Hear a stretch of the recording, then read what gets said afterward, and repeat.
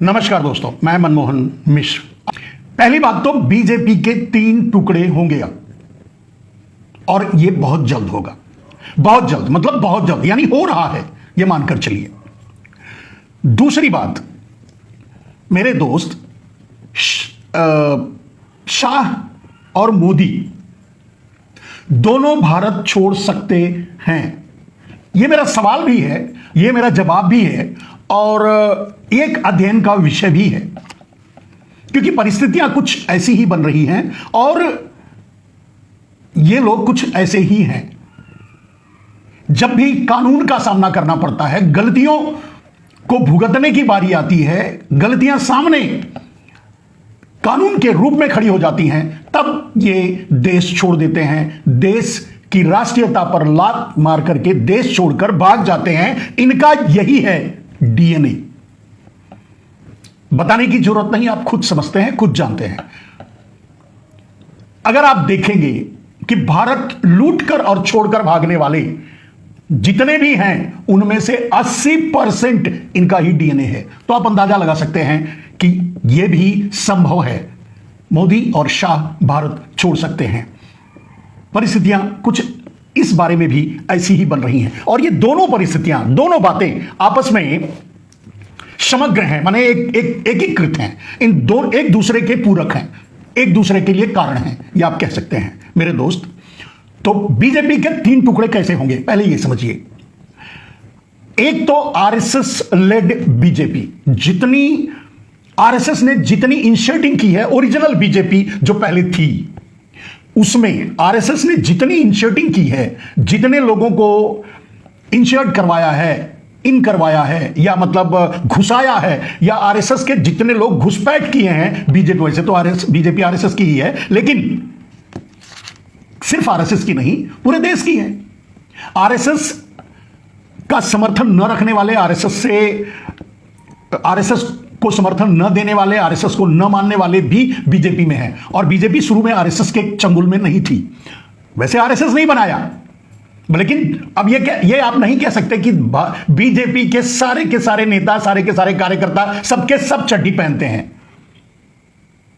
सबके सब चड्डी गैंग के से जुड़े हुए हैं, ऐसा नहीं है। इसके कुछ उदाहरण आगे मैं आपको दूंगा। तो बीजेपी के 3 टुकड़े होंगे। एक आरएसएस लेड बीजेपी। आरएसएस के द्वारा जो बीजेपी में लाए गए हैं, वो किसी भी कीमत पे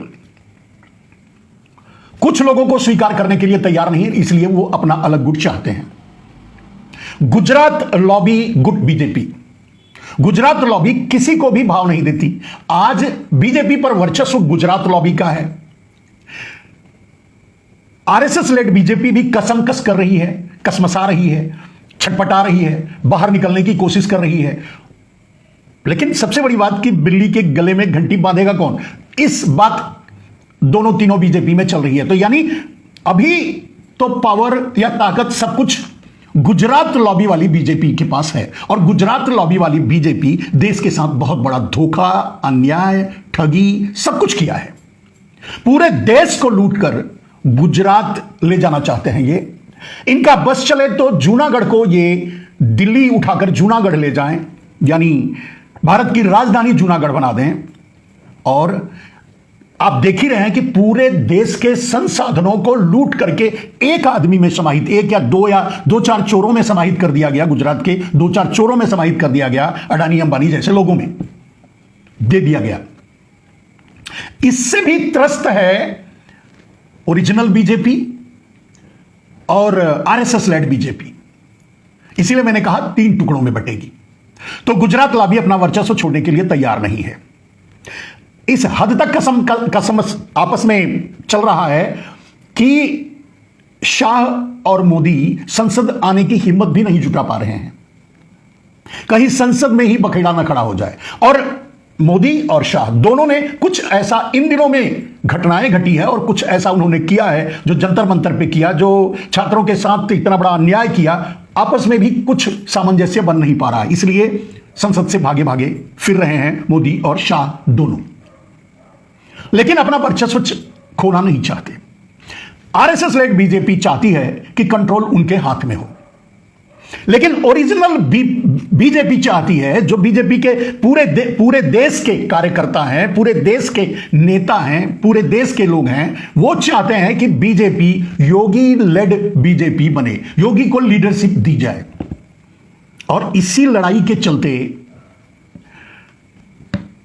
शाह और मोदी संसद से भाग रहे हैं, देश से भाग रहे हैं, देश के कामों और समस्याओं से भाग रहे हैं। आपने देखा मेरे दोस्त, यहां तक कि आसाम में बाढ़ ने कहर ढाया हुआ है। ना मोदी ना शाह किसी ने अपना चेहरा दिखाने नहीं गए। जंतर मंतर पे इतना बड़ा आंदोलन हुआ। मन की बात तो इंस्टाग्राम पे नरेंद्र मोदी ने की, लेकिन सीधे सामना नहीं कर पाए, बच्चों को न्याय नहीं दे पाए।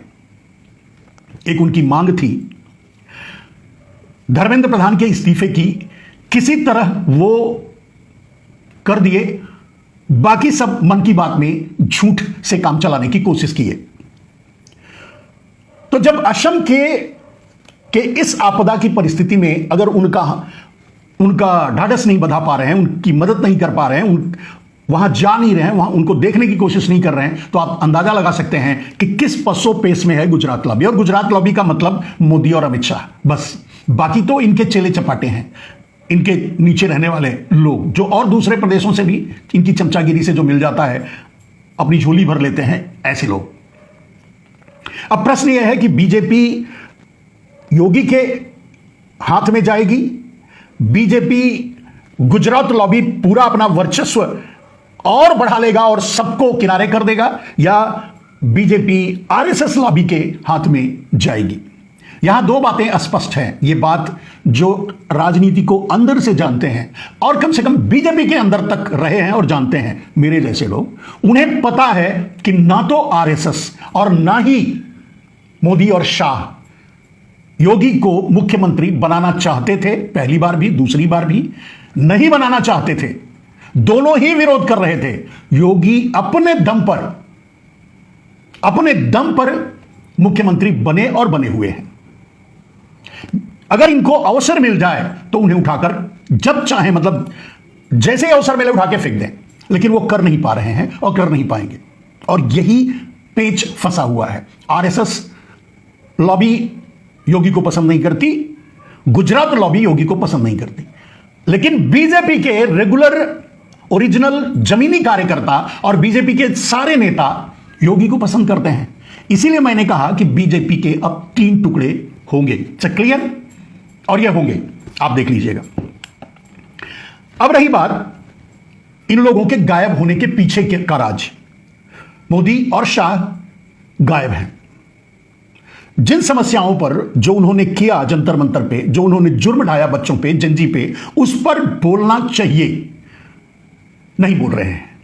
और कोई बड़ी बात नहीं है, बोल सकते हैं, नहीं बोलना चाहते, क्योंकि कोई ये समझे या ना समझे, हम जैसे लोग और नरेंद्र मोदी, शाह और देश के बड़े नेता इस बात को अब समझने लगे हैं कि जंतर मंतर से उठी आग की चिंगारी पूरे देश में भड़क चुकी है, जेन जेड से लेकर के जेन अल्फा तक।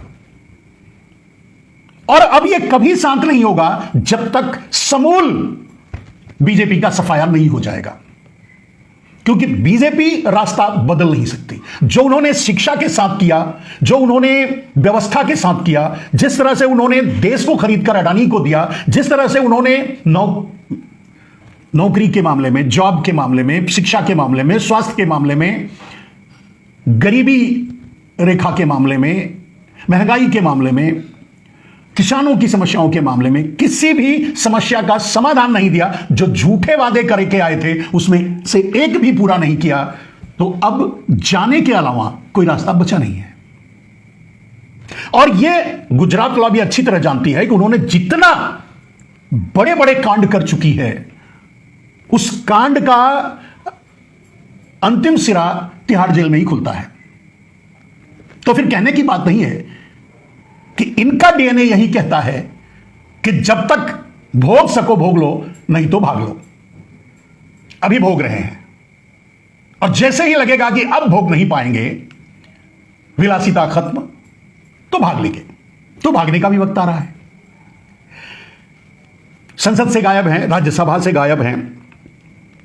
मेरे दोस्त, देखना, देश को यह देखना होगा कि अब योगी लेड बीजेपी देश में बचेगी, जो असली बीजेपी है।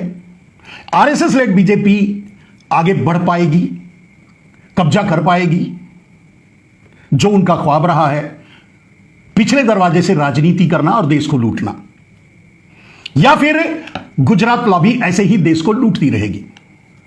यह निर्णय अब बहुत जल्द हो जाएगा, सामने आ जाएगा। जंतर मंतर से जो उठा जनजन का आंदोलन, वो अब खत्म होने वाला नहीं है, वो अब गांव गांव तक पहुंचेगा।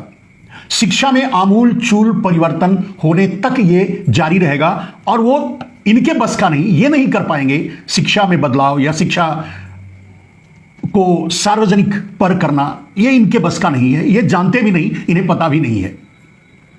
तो ये काम नहीं कर पाएंगे, तो भागने के अलावा रास्ता बचा क्या है?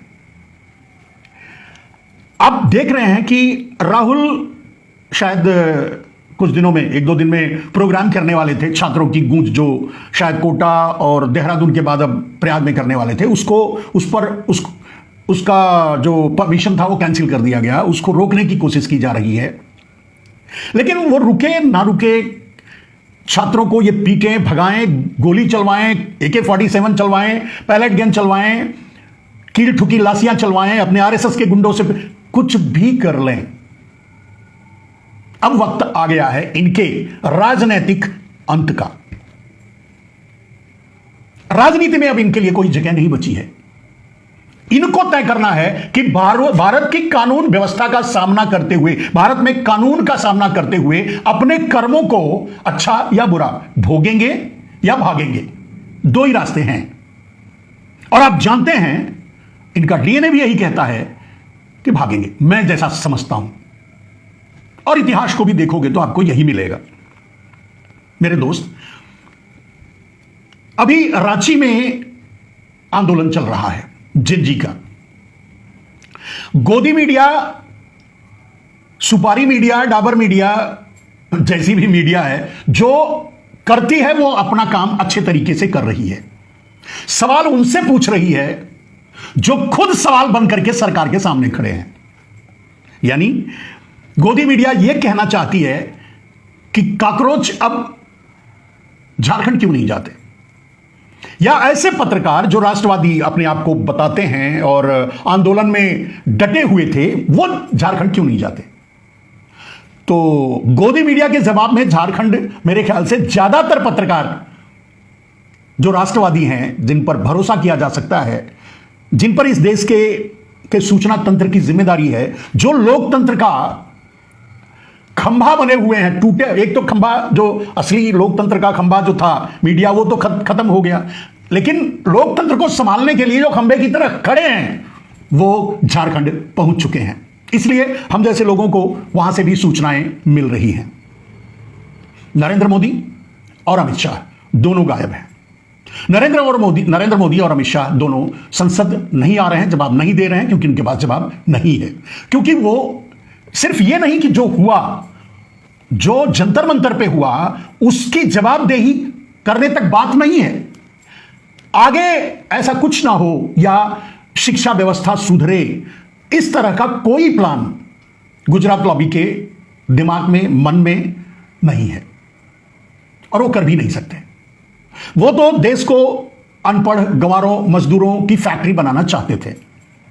गुजरात को इंडस्ट्रियल हब, सारे देश का इंफ्रास्ट्रक्चर लूट करके गुजरात देना चाहते थे।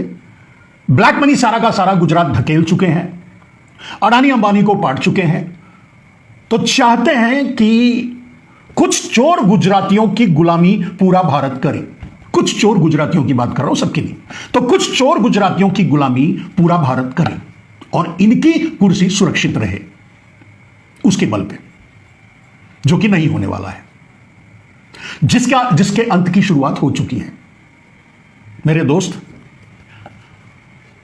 आज दो बातें तय हो चुकी हैं और क्लियर है। एक, बीजेपी को अब टुकड़े टुकड़े होने से कोई नहीं बचा सकता, और मोदी और शाह की राजनीति